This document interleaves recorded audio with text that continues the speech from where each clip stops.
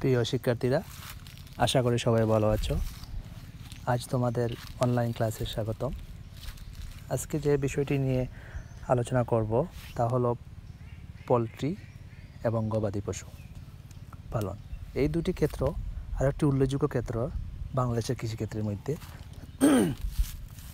আমাদের একটি বিষয় সবসময় মাথায় রাখতে হবে যে বাংলাদেশের কৃষিক্ষেত্রগুলোকে ভালোভাবে কিন্তু পড়তে হবে, কারণ এই ক্ষেত্রগুলোই পরবর্তীতে আরও বিস্তৃত আকারে আমরা পাবো এবং এই ক্ষেত্রগুলো থেকেই বারবার প্রশ্ন আসে। তাই এই ক্ষেত্রগুলোকে আমাদের মনোযোগ দিয়ে পড়তে হবে। আর এই ক্ষেত্রগুলোর সবচেয়ে উল্লেখযোগ্য যে বৈশিষ্ট্যগুলো আছে, এগুলো পরীক্ষার জন্য যে বিষয়গুলো আমাদের মাথায় রাখতে হবে, যেখানে প্রশ্নগুলো যে সরাসরি আসবে না, পোলট্রি এটা সাধারণত হয়তো জ্ঞানমূলক প্রশ্ন আসতে পারে একটি প্রশ্ন, কিন্তু পরবর্তী প্রশ্নগুলো ঘুরিয়ে আসবে এবং বিভিন্নভাবে এগুলোকে থেকে পরোক্ষভাবে দিয়ে দেওয়া হবে কোনো গল্পের মাধ্যমে। আমি অবশ্যই তোমাদের এই পরবর্তী যে ক্লাসগুলো হবে তা সৃজনশীল প্রশ্ন নিয়ে আলোচনা করব, কারণ আমি চেষ্টা করব তোমাদের শনিবারে আমার একটা ক্লাস আছে তোমাদের। তো এই ক্লাসে তোমরা অবশ্যই পরীক্ষার জন্য প্রিপারেশন নিবে।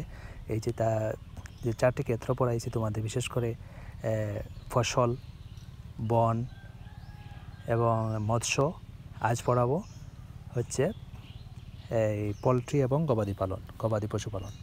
তো প্রত্যেকটি ক্ষেত্রকে ভালোভাবে পড়তে হবে এবং তোমাদের বইকে সঙ্গে নিয়ে পড়তে হবে, কারণ বইয়ের মধ্যে আরও ইনফরমেশনগুলো দেওয়া আছে। আমি তোমাদের নোট করে একটু সহজ করে দিয়ে দিছি, কিন্তু এর মানে নয় যে তোমাদের বই পড়তে হবে না। অবশ্যই বই পড়তে হবে, কারণ এমসিকিউগুলো এবং বইয়ের মধ্যে আরও ডিটেলসলি বর্ণনা দেওয়া আছে এবং সৃজনশীল প্রশ্নগুলো কীভাবে আসবে তাও আমি তোমাদের নিয়ে আলোচনা করব। তো এই আজকে পোলট্রির মধ্যে হচ্ছে যে সকল পাখি গৃহের মানুষের তত্ত্বাবধানে লালিত পালিত হয় এবং বংশ বিস্তার করে, ডিম ও মাংস উৎপাদন করে, তাদেরকে পোলট্রি বা গৃহপালিত পশু করে। বংশ বিস্তার, এখানে যে বিস্তারটাকে একটু তোমরা বৃদ্ধি করে, বংশ বিস্তার বা বৃদ্ধি করে এই শব্দটা দিয়ে দিবে। এই নয়, এটা প্রিন্টিং মিস্টেক হয়েছে হয়তো, এই যে সরি, এটা হচ্ছে কিবোর্ড থেকে হয়তো লেখার সময় ভুল হয়ে গেছে। তো তোমরা এই জিনিসটা খেয়াল করে নিবে, লিখে রাখবে। তো পোলট্রি শিল্পের ধারণা 1993 সালে প্রথম সরকারিভাবে কিছু পোলট্রি খামার গড়ে উঠেছিল। পোলট্রি শিল্পকে লাভজনক ব্যবসা হওয়ায় দ্রুত এর বিকাশ ঘটে। বর্তমানে 1 লাখের অধিক খামার রয়েছে। মোট হাঁসের মুরগি প্রায় 32 কোটি 9 লাখ। ডিম উৎপাদন দিতে সম্ভব 14,933 মিলিয়নটি। তো এই জিনিসটা ভালোভাবে, এই বিষয়টি ভালোভাবে পড়বে এবং এই গুরুত্বটাকে ভালোভাবে পড়ে নিবে। আজকে তোমাদের আমি খুব দ্রুত শেষ করব ক্লাসটি। তোমরা বাসায় কিন্তু ভালোভাবে পড়ে নিবে। আমি যা নোট দিয়েছি তোমরা স্ন্যাপশট করে নিবা। এরপর হচ্ছে গবাদি পশু। যে সকল পশু গৃহে পালন করা হয় এবং অর্থনৈতিকভাবে খাদ্য হিসেবে উপকার পাওয়া যায় তাদেরকে গবাদি পশু বলে। এগুলো একটু প্রিন্টিং মিস্টেক হয়েছে, যেখান থেকে আমি ভালোভাবে খেয়াল করি নাই। তো তোমরা এই খাদ্য শব্দটাকে একটু লিখিয়ে রাখবে। খাদ্য হবে এখানে। এই নোটটাকে একটু তোমরা নিজেই রেডি করবা, সুন্দর করে লিখে রাখবা।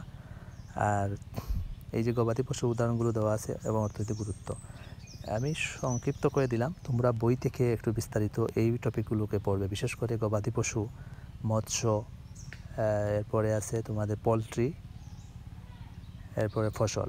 এই অধ্যায়গুলোকে ভালো করে পড়ে নিলে ইনশাআল্লাহ তোমরা একটা ভালো মার্কস পাবে। এই আশা রেখেই আজকের মতো সমাপ্ত। আল্লাহ হাফিজ, ধন্যবাদ।